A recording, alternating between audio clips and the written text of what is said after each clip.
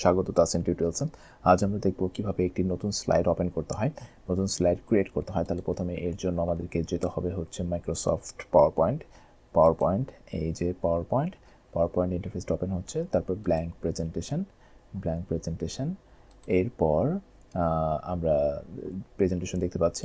এখন এখান থেকে নতুন একটা স্লাইড আমাদের প্রয়োজন। এই কারণে যেটা করতে পারি, আমরা এই হোম ট্যাবের ভিতরে একটি কমান্ড দেখতে পাচ্ছি, এই যে নিউ স্লাইড।